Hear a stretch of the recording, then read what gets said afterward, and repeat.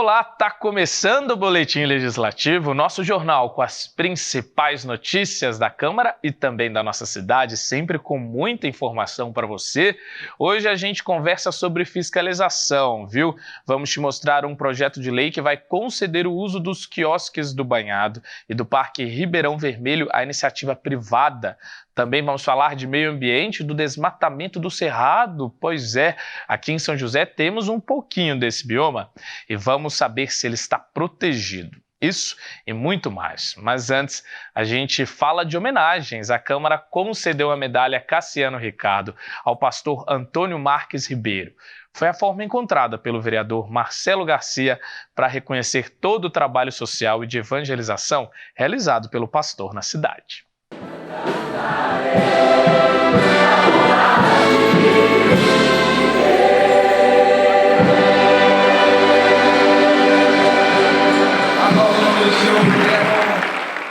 Em cerimônia realizada no plenário da Câmara, foi outorgada a medalha Cassiano Ricardo em homenagem ao pastor Antônio Marques Ribeiro, da Igreja Evangélica Batista Renovada. A honraria é destinada a pessoas e instituições que contribuem com boas ações em São José dos Campos. A concessão da medalha foi iniciativa do vereador Marcelo Garcia, que destacou os diversos trabalhos sociais liderados pelo pastor na cidade. Há mais ou menos 10 anos atrás, levou cerca de 25 pessoas, homens, acima de 18 anos, moradores de rua, para morar em sua casa, os quais ali permaneceram por cerca de 2 anos e meio.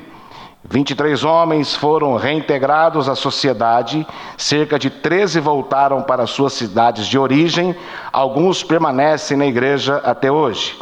Nascido em São Paulo em 3 de julho de 1949, o pastor Antônio Marques Ribeiro se mudou para São José dos Campos em 1975, a pedido da empresa em que trabalhava.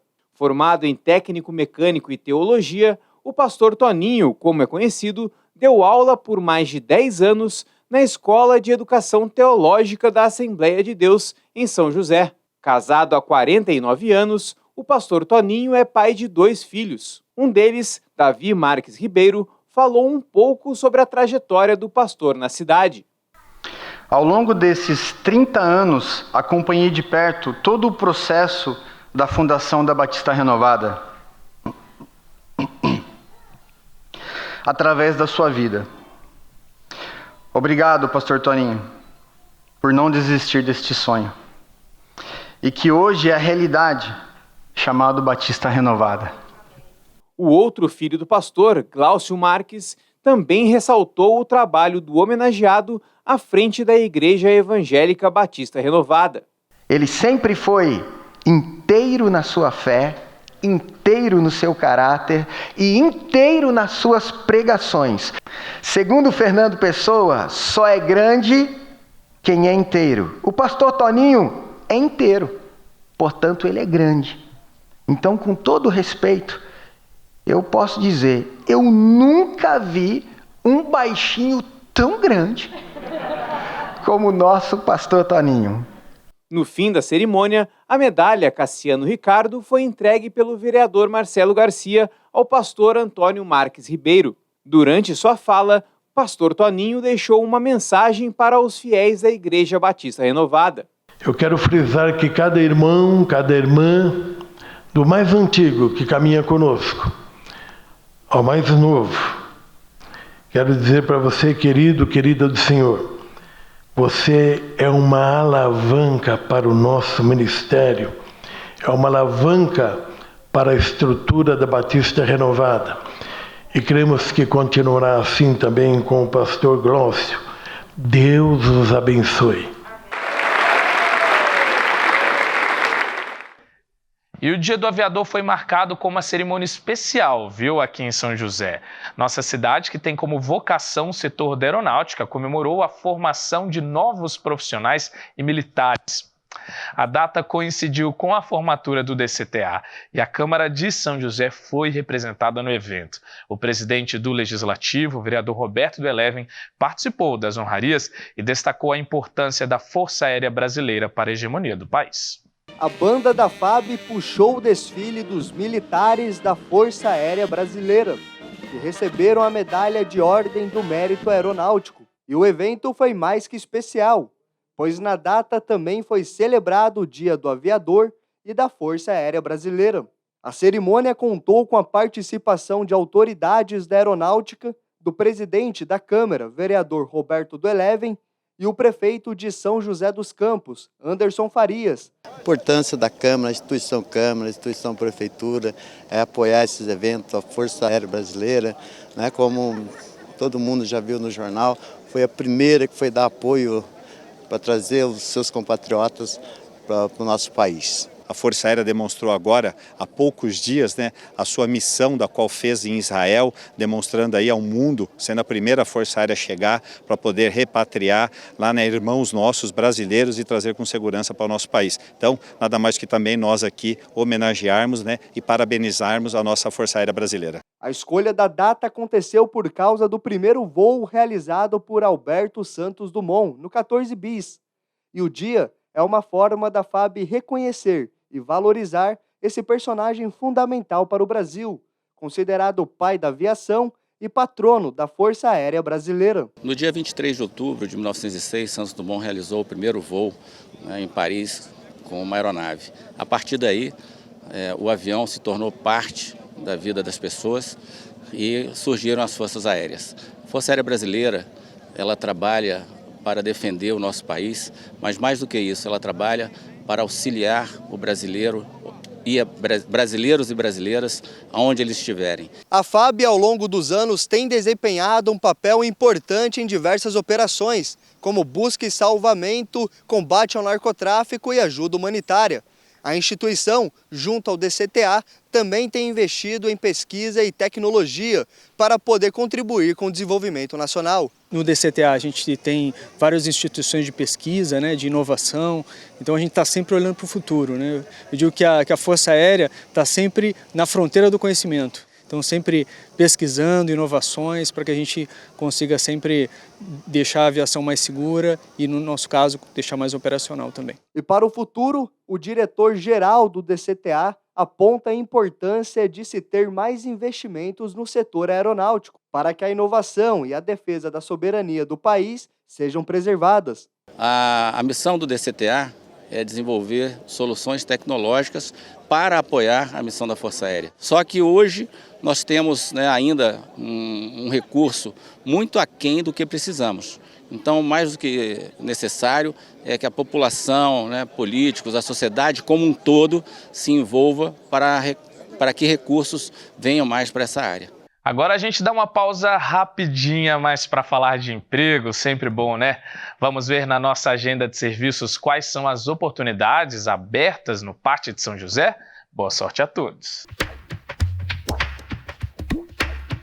O PAT, Posto de Atendimento ao Trabalhador de São José dos Campos, tem oportunidades de emprego para açougueiro, ajudante de cozinha, ajudante de embalador, ajudante de limpeza, ajudante de montagem, ajudante de obras, ajudante de pizzaiolo, armador de ferro, atendente balconista, auxiliar administrativo, auxiliar de caça de escorpiões, auxiliar de cozinha, auxiliar de instalação de câmeras, auxiliar de limpeza, auxiliar de produção, azulejista, carpinteiro, consultor de vendas, cozinheiro, eletricista, empregada doméstica, encanador hospitalar, inspetor de ensaios, manobrista, mecânico de automóvel, meio oficial de serralheiro, montador de estruturas metálicas, montador de mangueiras, motorista carreteiro, motorista de caminhão, motosserrista, operador de máquinas, operador de processo de produção, operador de telemarketing, pedreiro, serralheiro,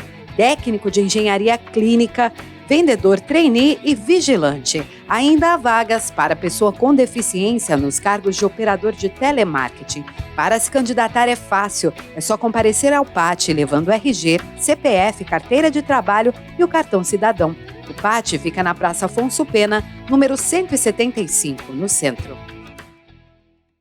E agora a gente fala de saúde, vamos ver qual a dose de informação que a gente separou para você no quadro Pílulas de Saúde. Dá só uma olhada.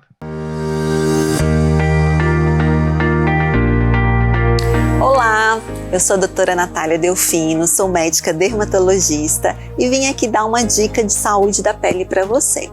Uma dica muito importante é a hidratação da pele, principalmente no inverno. Com o uso de muitos banhos quentes, a pele tende a ficar mais ressecada. E uma dica valiosa é, em até 3 minutinhos depois do banho, caprichar na hidratação dessa pele com um creme que você goste.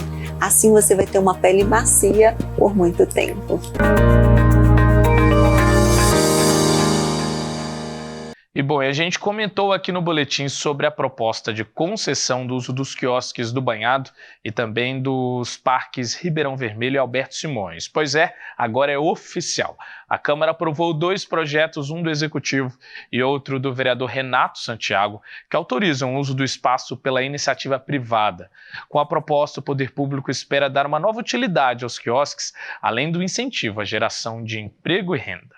O espaço no Parque Ribeirão Vermelho, no bairro Urbanova, por enquanto está fechado. Mas a estrutura deve abrigar uma lanchonete. É que a Câmara aprovou um projeto de lei de autoria do vereador Renato Santiago, que autoriza o poder público a realizar a concessão do espaço para a iniciativa privada. Assim, após o processo de licitação, uma empresa poderá explorar comercialmente o local. Primeiro, a ideia surgiu, nas visitas, nas fiscalizações que nós fazemos nos próprios públicos. Nós percebemos uma grande massa desses espaços que eram subutilizadas.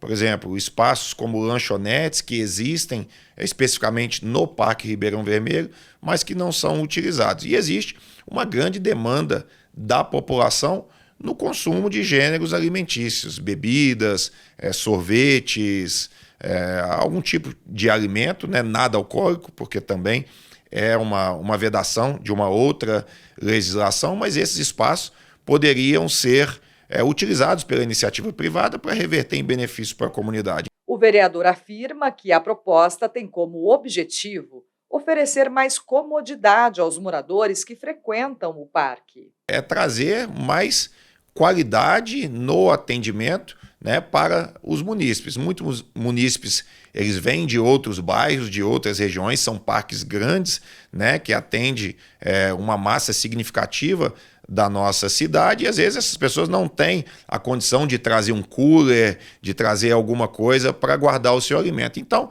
ele vai poder consumir na própria lanchonete do parque. A Prefeitura já publicou o edital para realizar a licitação. Além do espaço no Ribeirão Vermelho, outros 5 locais da cidade também poderão ser usados pela iniciativa privada. Os 4 quiosques que ficam na orla do Banhado e o do Parque Alberto Simões, na região norte do município. Uma mesma empresa vai administrar todos os espaços, que devem comercializar gêneros alimentícios. O concessionário privado fará os investimentos de montagem do seu comércio, está fazendo a concessão do espaço. Cada quiosque tem cerca de 30 metros quadrados, são 6, em torno de 180 metros quadrados, e eles vão ter que fazer uns investimentos. Nos quiosques da Orla, por exemplo, a gente vai permitir ocupação da calçada também, do entorno do quiosque, para ocupação de mesas e cadeiras, cerca de 50 mesas e cadeiras. As estruturas já estão prontas e a empresa que vencer a licitação fica responsável pelas adequações necessárias. Os interessados devem apresentar as propostas até o dia 10 de novembro. No dia da abertura dos envelopes, acontecerá um leilão. Quem pagar mais vai ser o concessionário vencedor e administrar os 6 quiosques. Então começa em R$ 6.000 para os 6 e quem der o maior lance vai ser o vencedor. O contrato de concessão dos quiosques prevê o uso dos espaços por 10 anos. Os locais irão funcionar no mínimo 3 vezes por semana. A Prefeitura estima que 3.800 pessoas devem frequentar os locais por semana e o faturamento para os 6 quiosques pode chegar a R$ 5.400.000 por ano. Cada equipamento que a gente faz a concessão, a gente busca um especialista para administrar aquele equipamento público. A Prefeitura só passa a receber o dinheiro da concessão do uso daquele equipamento. O vereador Renato Santiago avalia como positiva a concessão, já que a proposta traz benefícios tanto para a comunidade quanto para o poder público.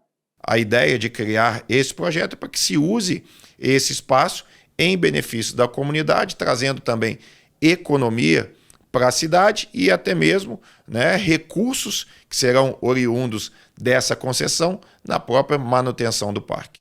E como a gente alertou na abertura do boletim, nos últimos anos, o nosso país tem sofrido com o avanço do desmatamento de um bioma muito importante para a nossa fauna e flora, o cerrado.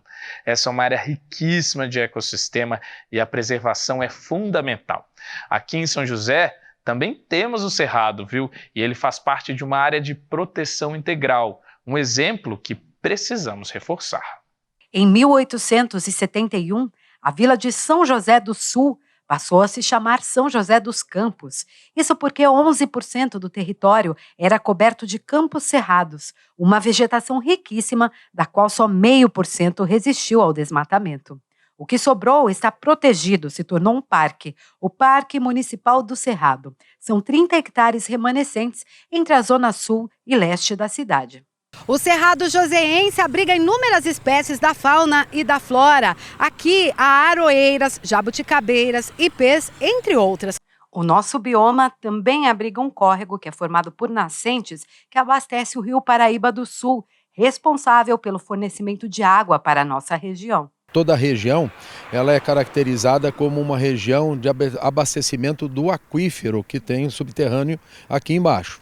Então também as estratégias e políticas públicas que vêm depois disso, como por exemplo, as regras para se fazer um loteamento e essas condições, elas atendem a essa importância não só de conservação da floresta do Cerrado, mas também de garantir o abastecimento do aquífero. A criação do parque foi uma saída para garantir a preservação desse bioma que acolhe espécies ameaçadas de extinção. E o próprio cerrado também está em risco no país. Só nos primeiros meses deste ano, o Brasil desmatou mais de 3.500 quilômetros quadrados de áreas de cerrado. Especialistas alertam que a destruição do bioma impacta a segurança hídrica, já que o cerrado brasileiro é o berço de 8 bacias hidrográficas. Toda a cobertura vegetal, principalmente as coberturas mais florestadas, ela tem um papel muito importante na ciclagem de nutrientes e no ciclo hidrológico, né? Então, ela tanto preserva, conserva o solo, como ela garante que essa umidade ela vai sendo retida e liberada aos poucos. Então, ela ajuda a manutenção do lençol freático. Então, tanto preserva o solo, quanto possibilita, né, que a gente mantenha a qualidade das águas no nosso lençol freático. Então, é muito importante a gente ter essas áreas de preservação. Hoje, segundo o governo, apenas 50% da vegetação original do cerrado está preservada. O perigo é que, com o aumento do desmatamento, esse número fique ainda menor. Uma alternativa apontada pelo IBAMA é tornar mais rigorosa a legislação, caminho defendido pela Câmara de São José dos Campos. É necessário ter políticas, né, planos diretores, lei de zoneamento, que restrinja ao desmatamento, né? Então, acho que nós temos mecanismos e força da lei para que isso não aconteça. A importância disso é as pessoas vigiar, né? Quando vê movimentação na área, fazer a denúncia para o Ministério Público, né? Cobrar, inclusive, o Ministério Público, é preservar. É garantir. Por isso que a comunidade no entorno, fiscalizando, tendo consciência da importância, isso vai ajudar bastante. E preservar o cerrado vai além de garantir a existência do bioma. Esse tipo de vegetação está presente em 15 estados brasileiros e sua área verde contribui para a vida de espécies únicas, para atividades econômicas e também estudos voltados para a medicina e sustentabilidade. E, infelizmente, aqui no Vale, a gente tem que cuidar dos caquinhos que restaram, porque restaram muitas. As áreas são muito diminutas, são áreas muito pequenas e são muito ameaçadas, porque não apenas existe agricultura e pastagem, mas também está próximo a áreas urbanas, né? Então, é comum a gente ter áreas de preservação, às vezes até há um certo conflito com essa expansão urbana, porque as pessoas querem construir mais condomínios, querem construir mais casas, e às vezes está numa área que é uma área que tem uma raridade, né? Que tem elementos importantes para conservação, para preservação. Por esses motivos, São José dos Campos criou o Parque Municipal do Cerrado, que vai garantir a preservação desse ecossistema e, ao mesmo tempo, realizar pesquisas científicas para manejo e educação ambiental. O objetivo é diminuir as consequências do desmatamento e conservar o que nos resta dessa área tão importante. É importante que todos possam preservar e também a iniciativa da Prefeitura em criar uma unidade de conservação de proteção integral, que é a máxima proteção do Sistema Nacional de Unidades de Conservação de 30 hectares em área urbana. Então essa unidade de proteção integral em área urbana para a preservação do cerrado foi uma iniciativa muito importante. Bom, e como a gente viu na reportagem, para proteger a área remanescente do cerrado aqui no município, temos até um parque. E, obviamente, a legislação, que tornou aquele espaço uma área de proteção integral. E não é só esse exemplo que temos aqui em São José, não, viu? A nossa cidade tem uma vasta área verde, grande parte dela está classificada como área de proteção permanente. E é para falar sobre essas áreas, a importância de garantir essa proteção, que o Samuel Strasser bateu um papo com um especialista no nosso quadro Boletim Entrevista.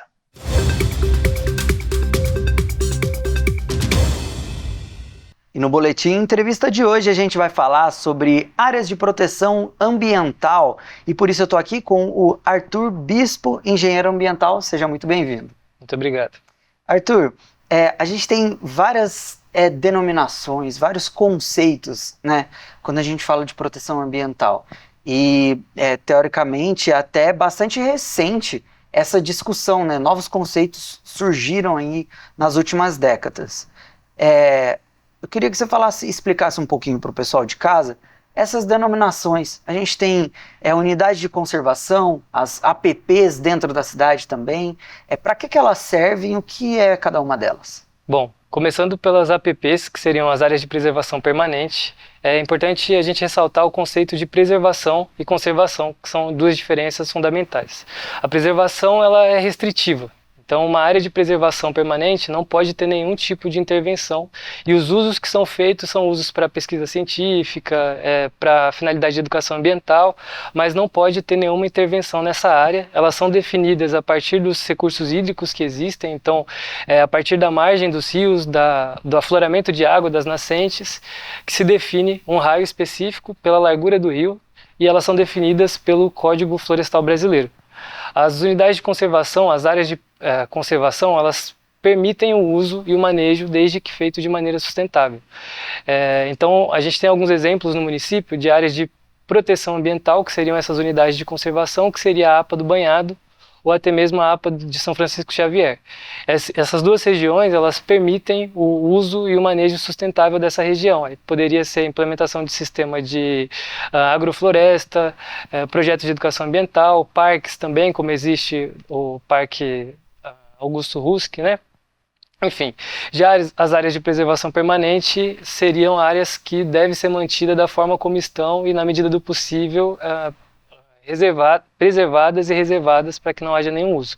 Aqui a gente tem os exemplos das nascentes urbanas, que a Prefeitura inclusive faz um projeto já bem extenso em questão de tempo, que seria o projeto Revitalização de Nascentes. Então esse projeto ele faz a revitalização das áreas de preservação permanente em torno das nascentes urbanas que existem aqui. Então seria uma espécie de, como eu posso dizer, recuperação dessas áreas para que elas cumpram com seus objetivos, que tanto a área de preservação permanente quanto as unidades de conservação, elas têm por objetivo preservar o recurso hídrico que está inserido ali, que é o cerne dessas áreas, preservar os recursos ecossistêmicos, manter equilíbrio no ecossistema de forma que os serviços ecossistêmicos continuem sendo providos para a comunidade e preservar a biodiversidade e, consequentemente, manter o bem-estar da população. Legal. Então, e o interessante é, mesmo sendo uma área de proteção, uma unidade de conservação, o objetivo é o mesmo, é manter aquela área ali protegida, para que seja conservado. Qual que é a importância da gente ter, quando a gente pensa em meio ambiente, muita gente pensa lá na floresta amazônica, mas qual que é a importância da gente também ter o cuidado com essas áreas dentro da cidade, do perímetro urbano? Bom, a gente pode pegar os acontecimentos recentes, A gente tem eventos extremos acontecendo em diversas regiões do país. Então, são temperaturas muito elevadas que acarretam em sequência, muitas vezes em temporais, em alagamentos, enfim. Muitas vezes essas áreas verdes, né, essas áreas de preservação, elas servem como uma espécie de escudo para as comunidades. No caso de um rio, essas áreas de preservação elas podem evitar, por exemplo, a degradação da encosta, né, evita processos erosivos e, consequentemente, faz com que as enchentes, né, os alagamentos não aconteçam da forma e da magnitude que estão acontecendo. Então, outro exemplo também é a questão do calor mesmo que a gente sente na cidade, né? Se a gente for para uma área que é mais urbanizada, que é mais asfalto, que tem mais construção, com o calor que está fazendo, a gente sente um impacto muito maior na nossa saúde do que uma área que tem mais árvores, que tem uma arborização maior, porque a vegetação também tem esse papel, né? A forma como ela absorve a radiação e absorve o calor é diferente do asfalto, por exemplo. Então, uma área com árvores, com vegetação, tem toda essa questão, além de tudo que já é discutido, né? A questão da troca de carbono que faz com a atmosfera e, principalmente, como a gente vem falando no contexto das áreas de preservação permanente, a proteção dos recursos hídricos. Não importa se isso está perto ou se está longe, essa questão ambiental, né, proteger o meio ambiente acaba sendo uma proteção para a gente mesmo. Exatamente, exatamente. Bem, Arthur, muito obrigado pela sua participação, seja sempre muito bem-vindo. Eu que agradeço pela oportunidade de estar aqui compartilhando um pouco do conhecimento e um pouco também dessas informações. Obrigado, voltamos aí para o estúdio.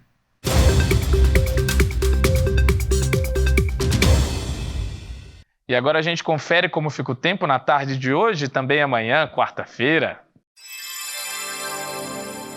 Terça-feira de sol durante a maior parte do tempo, mas com possibilidade de pancadas de chuva. A máxima é de 33 graus e a mínima de 19.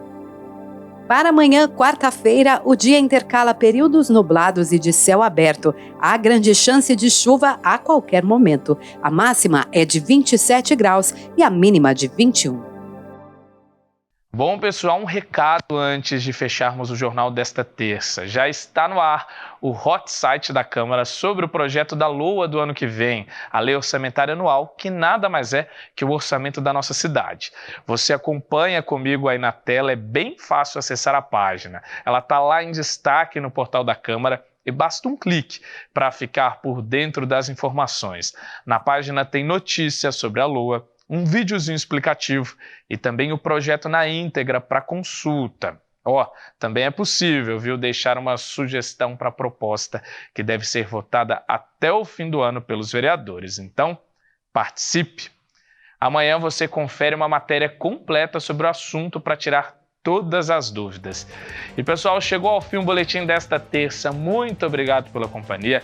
Já desejo um ótimo dia para você. Aqui na tela estão as nossas redes sociais, então se você ainda não segue a gente, vai lá, se inscreve nos nossos canais, deixa a sua opinião também, é muito importante para a gente. A seguir, vocês ficam com Estação Mercado. Logo depois do programa de Bem com Você, mais tarde às 4 tem transmissão ao vivo da sessão. Até amanhã, tchau!